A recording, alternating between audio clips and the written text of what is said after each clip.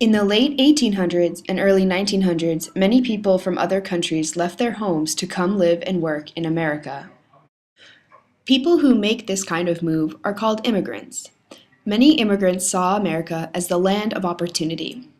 As people arrived on ships to the United States, they were welcomed by the Statue of Liberty and saw it as a symbol of the freedom and opportunity many had come for. The Statue of Liberty was a present from the country France. The statue is of the robed female Libertaris, the Roman goddess of freedom.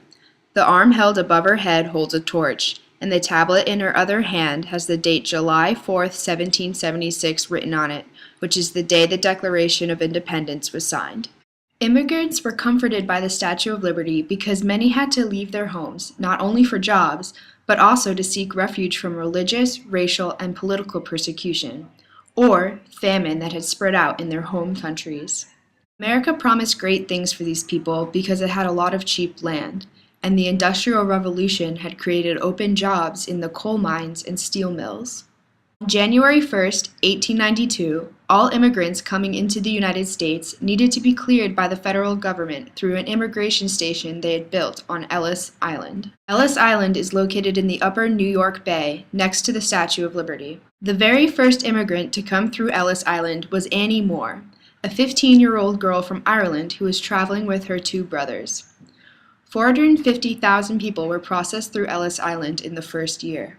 In June of 1897, 5 years after opening, the immigration building burned down for unknown reasons. Nobody was hurt in the fire, but 1.5 million immigration records were lost. On December 17, 1900, a new, fireproof building was opened and received over 2,000 people that day.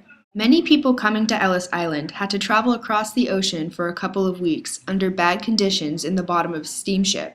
When they would arrive at Ellis Island, they would undergo medical and legal inspection. They would be asked 29 questions such as name, occupation, family in the U.S., and any money they had on them. An immigrant was considered in good standing if they had around $18 to $25 with them. Immigrants who had illnesses, were unskilled workers, or had criminal backgrounds were usually sent back to their country of origin. The peak year of immigration was 1907, where nearly 1.25 million people were processed. When World War I broke out, immigration to the United States decreased.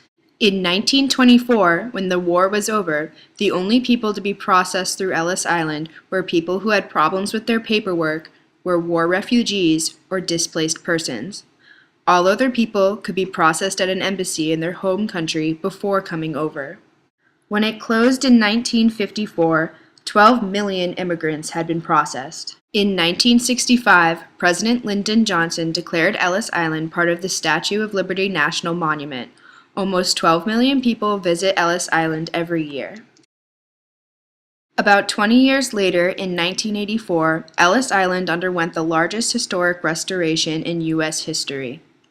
Today, over 100 million Americans, about one-third of the population, can trace their ancestry back to the immigrants who first arrived on Ellis Island.